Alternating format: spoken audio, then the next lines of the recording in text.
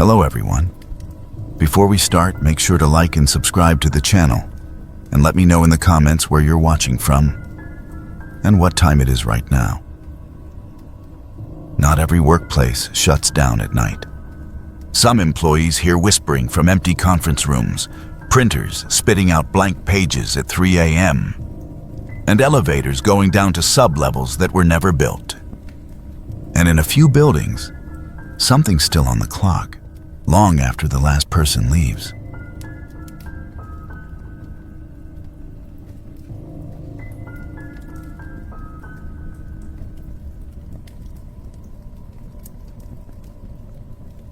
I began working at the boutique during the spring of 2019, just a few weeks after it opened. It was a trendy little store tucked along a quiet side street downtown, surrounded by upscale cafes and minimalist hair salons. The boutique had the kind of design people stop to photograph. Neatly folded linen, racks spaced intentionally wide, soft white walls, subtle gold accents, and plants hung from clean black wires. The entire space felt curated to perfection. The mirrors were large and mounted in elegant brass frames, and the lighting had clearly been adjusted to flatter both clothing and faces. Most of our customers were women in their 20s and 30s, stylish, quiet, unhurried. I had never worked retail before, but it didn't take long to settle into the rhythm of it. I helped with folding, restocking, working the register, and cleaning up at the end of each shift. During the evenings, when things slowed down, I spent a lot of time near the back of the store, especially by the fitting rooms. There were 3 stalls, but the corner one got used the most. Across from that particular stall was the largest mirror in the store, and customers often stepped out to check their outfits from multiple angles. That was where I started noticing something that didn't quite make sense. At first, it was only a feeling, something hard to name. The reflection in that mirror never seemed quite right. The depth of the room behind me looked subtly exaggerated in the glass, and when I moved from one side to the other, the background didn't seem to shift the way it should have. I stared at it more than I should have during those slower shifts, trying to convince myself it was just the lighting or the way the mirror had been mounted. It wasn't just me who felt something strange. A few customers made quiet comments after using that same fitting room. One woman asked if someone had passed by her curtain while she was changing. I had been working near the front the entire time and hadn't seen anyone go near that section. Another customer hesitated before stepping out of the stall and mentioned that she thought she had seen movement in the mirror, just a flicker or change in light that didn't match what was actually behind her. These weren't complaints exactly. They were small, uncertain comments, easily dismissed. Still, I found myself glancing more frequently at that mirror whenever I walked by. The most unsettling moment came one evening when a woman exited the corner stall and looked completely drained. Her expression was blank, and she held her sweater close to her body like she had just stepped into a cold room. She told me that while she'd been changing, she felt something lightly touch her back. It hadn't been rough or aggressive. She described it as a brief, soft contact, almost like the brushing of fingertips. She had turned around immediately, thinking someone had stepped inside the stall by mistake. But no one had been there. I checked the space myself and found nothing out of place. The curtain hung normally, the hooks and bench were intact, and there were no loose boards or sharp edges. It looked like every other fitting room, perfectly undisturbed. After that, I stopped pretending the mirror wasn't bothering me. I mentioned it again to another employee, Jessica, who admitted that she had also started to feel uneasy whenever she stood near the corner stall, especially during closing shifts. One night after work, she and I stayed behind to inspect the mirror more closely. The store had already closed, and the two of us stood in silence in front of the glass, watching our reflections. We didn't say anything at first. The longer I looked at the mirror, the more I felt like something was wrong with the space behind the glass. And it didn't match the room we were standing in. I moved slightly to the right and noticed that the angles distorted in a way that didn't make sense. I stepped closer and pressed my palm along the edge where the frame met the wall. There was a slight give, barely noticeable. But the glass shifted slightly under pressure, as if it hadn't been mounted flush against a solid wall. We reported it to the store owner the next morning. That afternoon, a maintenance worker came to inspect the mirror. I was in the store when they carefully removed it from the wall. None of us were prepared for what they uncovered. Behind the mirror was a hidden vertical cavity, narrow and tall, just wide enough for someone to sit or lie down inside.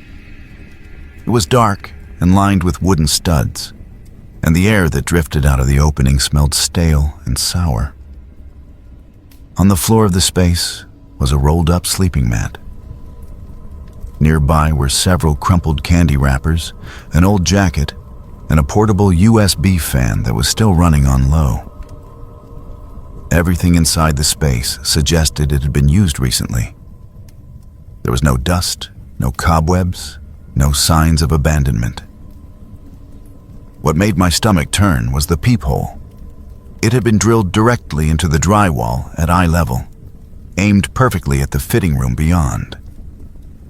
The mirror had been a piece of two-way glass. From inside the cavity, someone had been watching. The police were called right away. We were told to leave for the day while they began their investigation. That night, I sat at home on the edge of my bed for hours, thinking about all the times I had stood in front of that mirror, completely unaware that someone had been just inches away on the other side of the wall. I kept remembering how normal it had all seemed, how ordinary. Later that week, police arrested one of the part-time employees who worked in the stockroom. His name was Evan. I had seen him a few times, but had never spoken to him. He worked early morning shifts before the store opened, and had always kept to himself. I remembered him as quiet and polite. Someone I had barely noticed, someone who never lingered.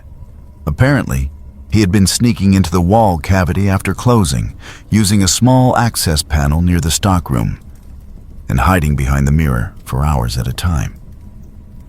In some cases, he had stayed overnight. Authorities estimated that he had been living inside that wall space for nearly 2 months without anyone realizing. They found a notebook tucked beside his makeshift bedding. It was filled with notes written in pencil, organized by date and name. He had documented the schedules of specific employees, recorded when certain people worked alone, and tracked who stayed late to close. My name appeared more than once, along with disturbing little observations.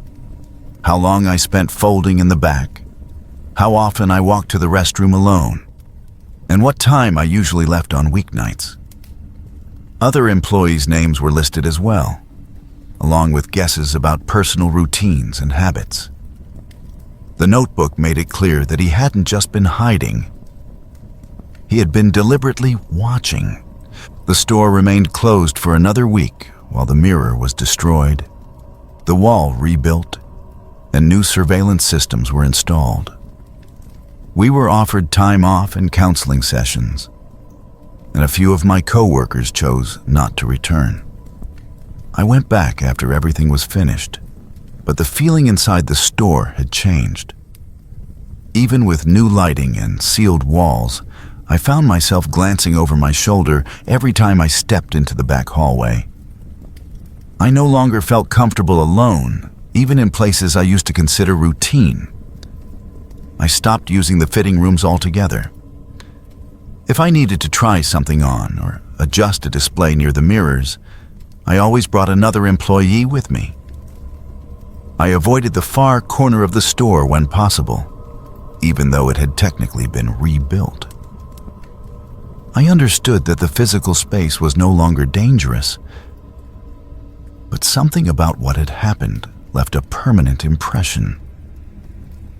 It wasn't just about someone watching. It was about how long he had done it without being caught. It was the knowledge that I had been observed while going about the most ordinary parts of my day, working, cleaning, changing, completely unaware that someone had been documenting everything from the other side of the glass. Even now, I think about that mirror more often than I would like to admit. I think about how something so invasive could be hidden behind something so ordinary. I think about how easy it had been for someone to live inside the blind spot of our daily routine. And I wonder how many other places in my life have corners I never really looked into.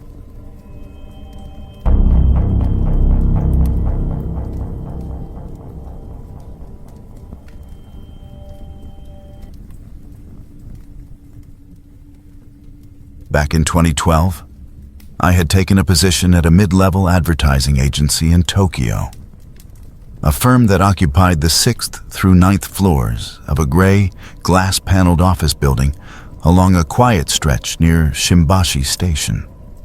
I was a junior creative then, still relatively new to the industry and eager to prove myself, which meant I often volunteered for late-night work that no one else wanted.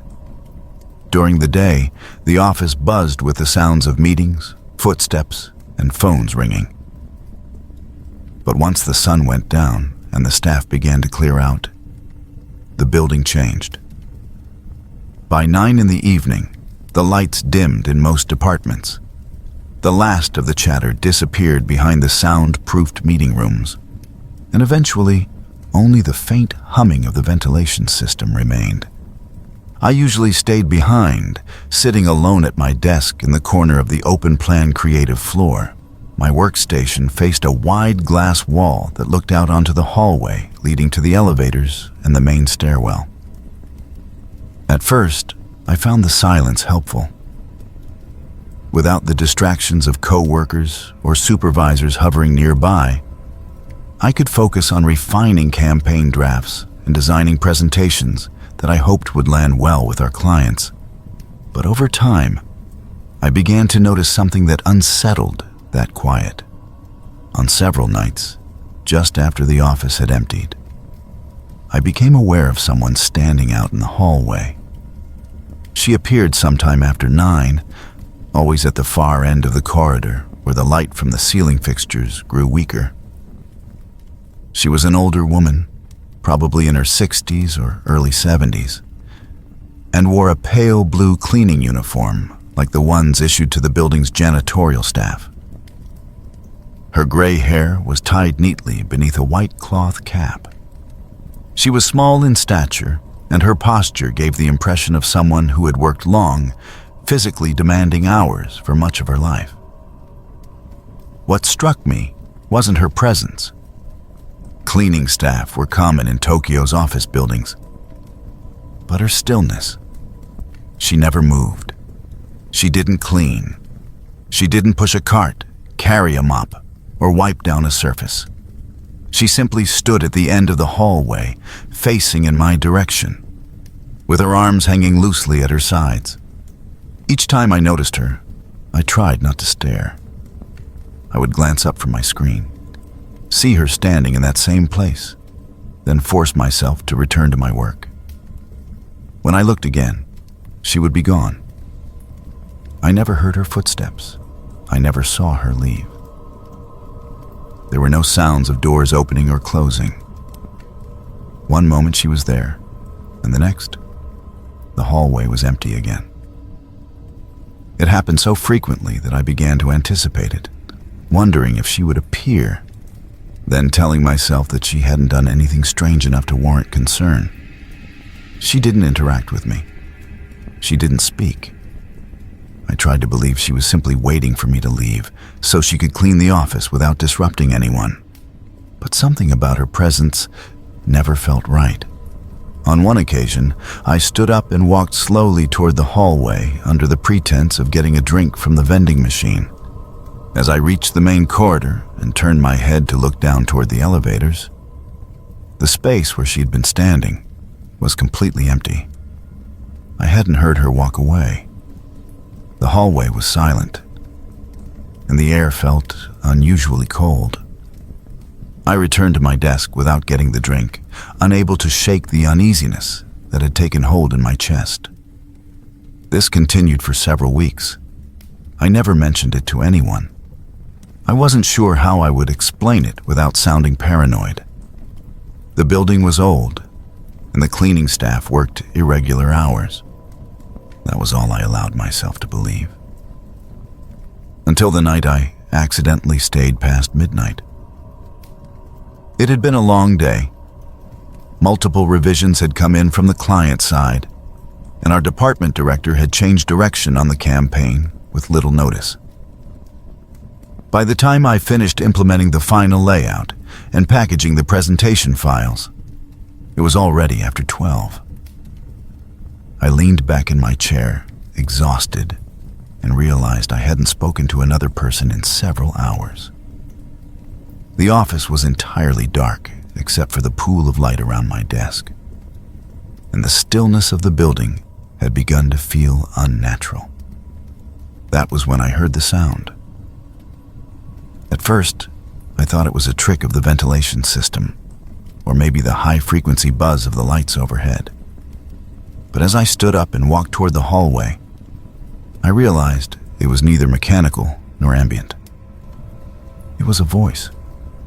More than one voice, layered in an uneven rhythm, chanting.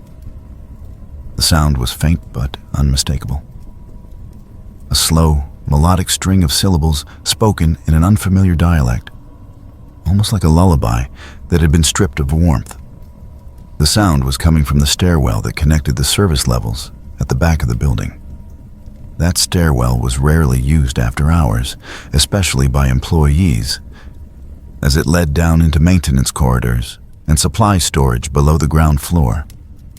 Despite every instinct telling me to leave, I walked down the hallway toward the door. I pressed it open slowly and stepped into the stairwell, where the sound grew louder. It echoed off the bare concrete walls, the cadence reverberating in strange patterns.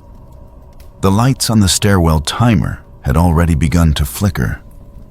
I descended one flight, then another, until I reached the landing just above the basement. There, beneath the dim overhead light, she stood. She was no longer wearing her uniform. Her pale blue cleaning outfit had been replaced with white burial robes, wrapped tightly around her body in a traditional style I recognized from funerary photographs. A shinishozoku, with long folds tied at the chest and white cloth covering her shoulders and arms. Her feet were bare. Her hair hung loose around her shoulders, no longer tucked into a cap, but tangled and uneven, falling across her face as she moved in slow, deliberate circles on the concrete floor. Her head was bowed slightly, and her voice wove in and out of a humming tone, punctuated by fragments of speech that I couldn't place. It wasn't modern Japanese. The words had weight, as though she was reciting something old, something that didn't belong to casual memory. Her movements were slow but purposeful. She wasn't wandering. Her steps followed a precise shape, as if she were walking the edges of an invisible symbol. I remained frozen on the stairs, unable to speak or move. I had never seen her like this before, and there was nothing functional or procedural about what she was doing. This was not a routine. It was something else, something ceremonial, and far too intimate to be witnessed by accident. After several seconds, she stopped moving. Without raising her head first, she turned toward me. Her gaze met mine in one swift, fluid motion. There was no hesitation in her eyes, no confusion or surprise. She looked directly at me as though she had known I would be there, as if this moment had already happened before. Her expression was still. Her eyes were wide, unblinking, and cold in a way I had never seen in a living face. She didn't speak. She didn't take a step toward me. But in that moment, I felt as though something ancient and personal had locked onto me, and it had no intention of letting go. I turned and ran up the stairs without saying a word. I didn't stop to check if she followed. I didn't look back. I sprinted through the office, grabbed my bag from my chair, and left the building in a panic. Outside, the streets were nearly empty, and I stood across from the building for several minutes, breathing hard, half expecting to see her face behind the glass. But the windows remained dark and silent. The following day, I arrived late and requested a meeting with Human Resources. I told them exactly what I'd seen. I described the woman in detail, her appearance, her uniform, the chanting, the burial garments, the stairwell. I made no guesses about her intentions and didn't embellish what I had witnessed. I simply reported what had happened. They listened quietly and thanked me, then promised to review the building's surveillance footage. That afternoon, I was called back into a conference room. 2 people were waiting, the head of HR and a representative from the building's security team. They told me that they had reviewed the security footage from the time I'd indicated. According to the logs, no member of the cleaning crew had entered the building after 9 p.m. The cameras placed along the hallway where I'd seen her for weeks showed nothing. No movement, no figure, no person standing in the corridor. The footage of the stairwell revealed only empty steps and flickering lights. They also shared that none of the contracted cleaning staff matched the woman's description. The company assigned to our building did not employ anyone of her age, and no one fitting her profile had worked an overnight shift in months. There was no explanation offered, and the conversation ended without further discussion. A week later, the cleaning schedule was permanently changed. The building began using only daytime maintenance staff. All evening and overnight shifts were discontinued without announcement. The change was subtle, but it was noticed by everyone who had ever worked late. I never saw the woman again. Not in the hallway, not in the stairwell, not in any reflections or flickers of movement. I stopped staying late. So did most of the other staff. Whatever I had seen, whoever she had been, I no longer tried to understand it. I had learned enough to know I was never meant to see her at all.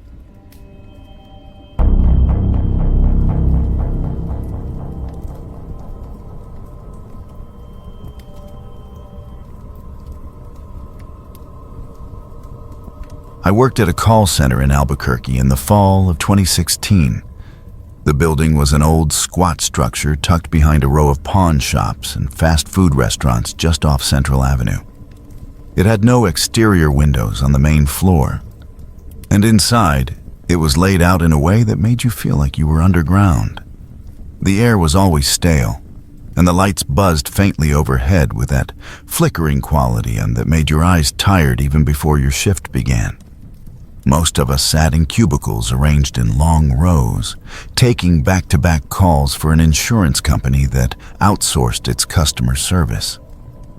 The pay was low, the hours were long, and most of us worked there because we didn't have many other options at the time. I usually worked the morning shift. We started at 7:30, though most people showed up closer to 7:45. Our break room was tucked behind the copier station near the end of the building, through a set of dull, scuffed-up double doors. Inside, there was a small table with mismatched chairs, a dented metal refrigerator, a microwave that had burn marks inside, and 2 vending machines, one for snacks and the other for soda. The floor tiles were cracked near the corners, and the air always smelled faintly like scorched coffee. It wasn't much, but it was the only place in the building where we could sit in silence for 10 minutes without a headset on. On the Monday morning when things started, I had brought in a sausage burrito from the gas station across the street. I microwaved it and sat at the corner of the table, scrolling through my phone while I ate. As I unwrapped the foil, I noticed an unpleasant smell in the room. Not strong, but distinct. It was faint and sour, with a slight bitterness behind it, like old dishwater that had been left to stand too long. I assumed it was just spoiled food in the trash, or maybe something in the fridge that had gone bad over the weekend. People were always leaving leftovers in there until they grew mold. I didn't mention it to anyone. It didn't seem serious. By Tuesday, the odor had grown stronger.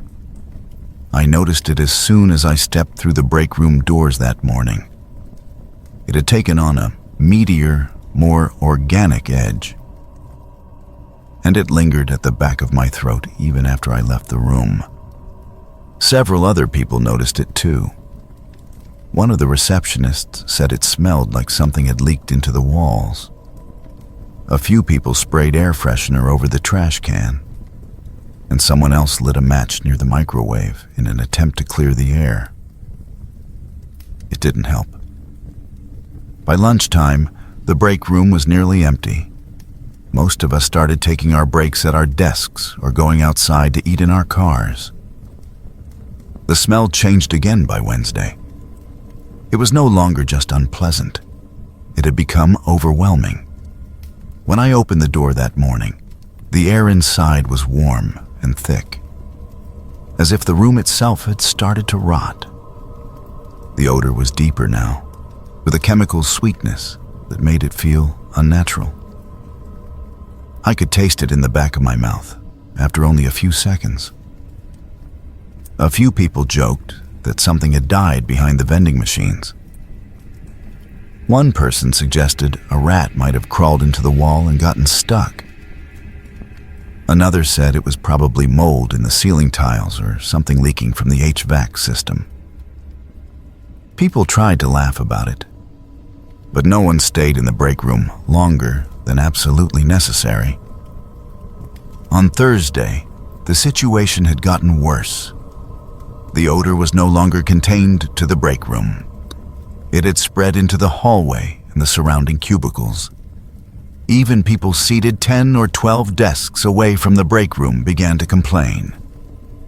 You could smell it through the air vents. It clung to your clothes and hair. By that point, several employees had filed complaints with the shift supervisor. We were told the maintenance man, who came in a few times a week, would be on site that weekend to investigate. Until then, management asked us to avoid eating food in the break room. They said nothing about the smell itself, only that they were aware of concerns and working on a solution. No one was satisfied with the explanation. That Friday, I didn't go near the break room at all. I ate a granola bar at my desk and drank bottled water until my shift ended. People had stopped joking about the smell. Several workers from the evening shift left early after claiming they felt nauseous.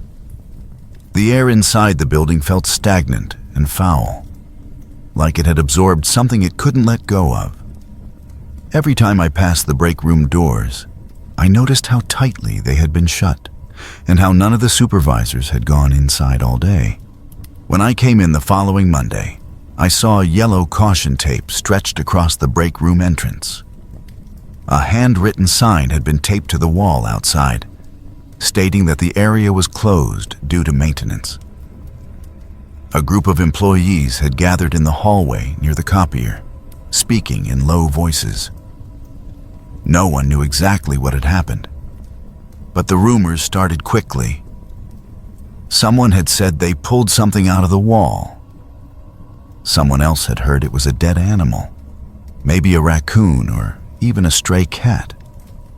There was confusion in everyone's faces, but it didn't feel like idle gossip. People were tense. The building felt quiet in a way that went beyond the absence of conversation. You could tell something was wrong. Later that day, we were all sent home.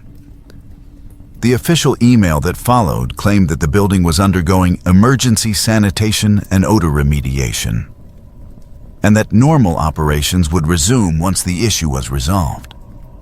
That was the first time I started to wonder if the rumors were closer to the truth than anyone wanted to admit. By the middle of the week, word had spread. A few people knew someone who knew someone on the janitorial staff. Someone else had heard it from one of the security contractors. That was how we found out that a body had been found behind the vending machine. His name was Brandon Reyes. He had worked in the same office just a few weeks earlier. I remembered him clearly. He was tall and thin, always with his sleeves rolled up, even when the building was cold. He often muttered to himself while waiting for the next call to come through. And sometimes he laughed under his breath when no one else was talking. He had been let go sometime in early October for what management described as behavioral concerns.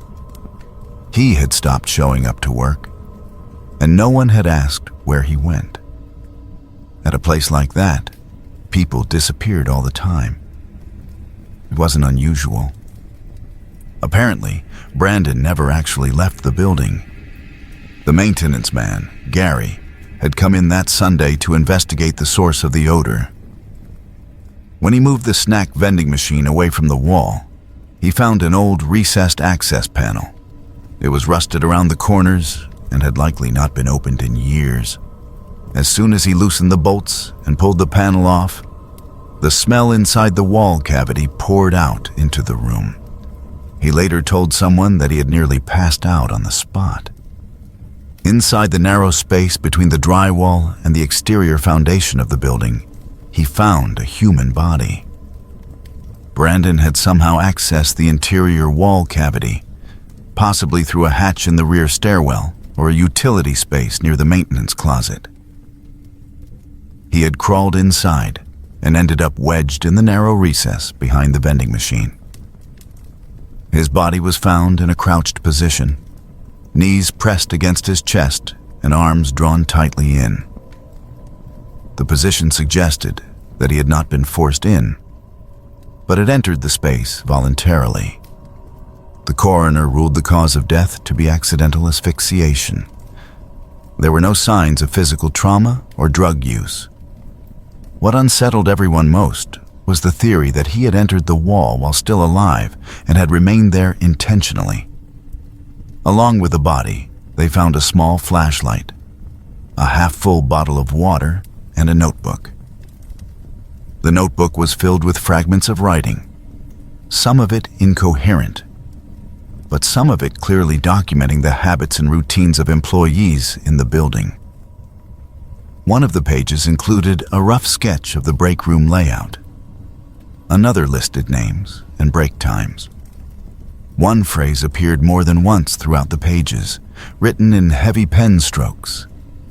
They never noticed me. Some people believed he had returned to the building to hide, to observe, or to frighten his former co-workers. Others thought he might have been planning something more deliberate, and that his death had occurred before he could act on whatever idea had brought him back. The truth was never confirmed. No one from management spoke about it publicly, and there was never an official statement beyond what was required by law. The call center reopened the following week. The break room remained closed for another few days while the walls were resealed and painted. The vending machines were replaced, and air purifiers were installed throughout the office. The smell eventually faded, but the atmosphere inside the building never returned to what it had been. A few people quit immediately after returning. Others stopped speaking during their breaks and moved through their shifts in silence.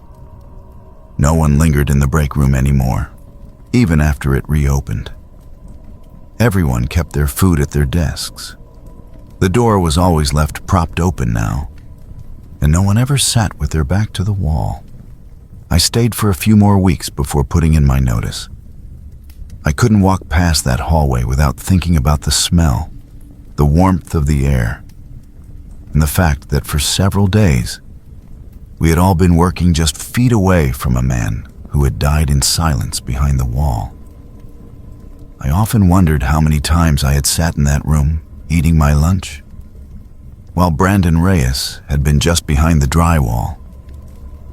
I thought about what he might have heard, what he had been waiting for. I've never worked in a call center again.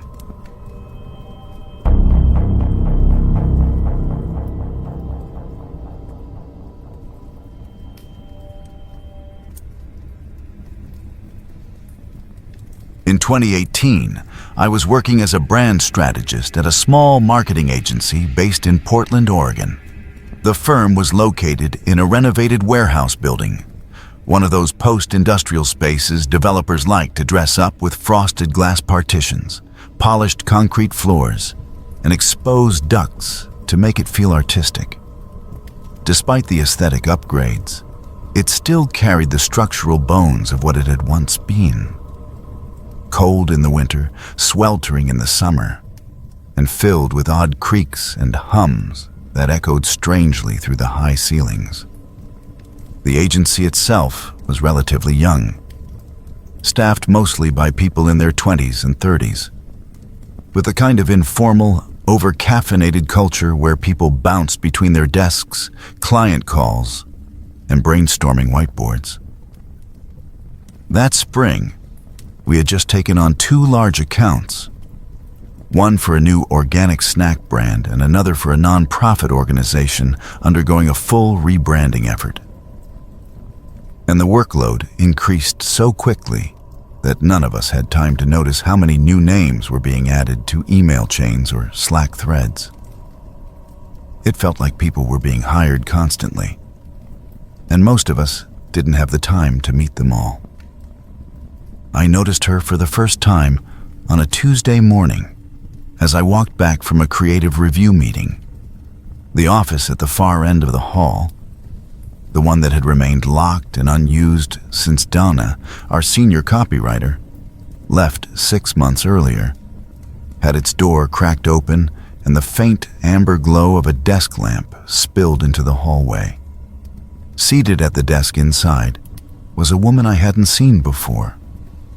Her hair was dark and clipped back neatly, and she wore a heavy gray sweater that hung past her wrists, despite the fact that it was already warm enough outside for short sleeves. She was writing in a notebook with her head slightly bowed. When I passed by the door, she looked up just briefly, offering a small, neutral acknowledgement before returning to whatever she had been doing. Later that day, I overheard someone refer to her as Lena, a new junior designer. There hadn't been a formal announcement, but that wasn't unusual. In the chaos of onboarding new clients, HR updates often got lost in the shuffle. I assumed she was someone quietly added to the team to help with overflow design work, especially with how swamped the creative department had become. Still, something about her presence was peculiar. I never saw her away from that office, not in the break room, not on the roof patio, not at the coffee runs we took to the shop down the street. She seemed tethered to that one room. Despite her silence in person, Lena was communicative over email. Her replies were prompt, overly formal, and structured in a way that read more like auto-generated text than messages from a colleague. She signed each message with her full name, used flawless punctuation, and offered polite but sterile phrasing, always precise and never conversational. I received a layout file from her one afternoon for the granola bar project I was managing, and the work itself was technically clean. The colors were balanced, the grid was correctly followed, and the assets were placed logically. But the designs lacked any creative identity. they felt like placeholder templates from an outdated brand toolkit, as though she had copied from a manual rather than interpreted the brief. I made a few notes in my reply, and she responded less than a minute later with an acknowledgement. When I checked the message again later that week, I noticed it was no longer in my inbox or sent folder. It had simply vanished. The weather changed in June. Temperatures spiked and the entire office became unbearably hot. Our air conditioning unit was only partially functional. And even with windows propped open and box fans humming at every workstation, the heat pressed down like a weight. Most of us wore light, minimal clothing, opting for t-shirts and shorts just to stay comfortable enough to work. But Lena continued to wear that same heavy gray sweater every single day. Not just something similar, the exact same one, with the same stretched cuffs and slightly worn neckline. I had begun to notice how she never removed it, never adjusted it, and never even rolled up the sleeves, no matter how hot the office became. There was also something unusual about the temperature near her office. The hallway outside her door always felt distinctly colder, even during the hottest afternoons. And more than once I caught myself shivering when walking past her door, despite being flushed with heat seconds earlier. She remained quiet, composed, and always inside that office. No one I knew had ever seen her arrive in the morning or leave at the end of the day. I had started arriving early during those weeks, often before most of the team, and yet her office light was always already on. She was always seated, already working, never in transition. I asked a co-worker once, half serious, if he had ever actually seen her come into the building, and he admitted he hadn't. In fact, no one had. The first real disruption came when one of our clients, the nonprofit based in Eugene, contacted us with a concern. Their director of communications had received a call late one evening, after business hours, from someone identifying themselves as Lena from our agency. The call, according to them, had nothing to do with the ongoing campaign. Instead, Lena had asked about their office's building layout, whether anyone worked on the premises past dark, and whether there were any surveillance cameras installed in their stairwells. They initially assumed it was part of a site visit or security audit, but the tone of the questions had felt wrong, disturbingly wrong. When we attempted to confirm that the call had come from our end, no record could be found. There was no outgoing call on our internal system and no entry in the client contact log. Shortly after, Eric, one of the copywriters, mentioned that he had seen Lena entering the building on a Sunday. He had been across the street at the cafe, taking advantage of the quiet weekend to finish some edits. From his view, he saw her walk across the lot and use a key to open the front doors. He didn't think much of it until he came over 10 minutes later to let himself in and found the doors still locked. The alarm was still armed. The lights were off. There was no sign that anyone had entered at all. Then the files began to disappear. Emails from Lena that had once been present in our inboxes were no longer retrievable. Entire threads vanished. Attachments returned only error messages when opened. Shared folders that had her name on them were suddenly inaccessible or entirely empty. Her login, which we assumed was a company-registered username, no longer existed in the internal system when IT checked the access logs. One of the design leads attempted to trace the version history of a campaign folder Lena had edited, only to find that her contributions had no timestamp and no author label. It was as if the files had been altered by no one. Human Resources began an audit. They looked for her hiring paperwork and found nothing. There was no resume on file, No interview notes, no offer letter.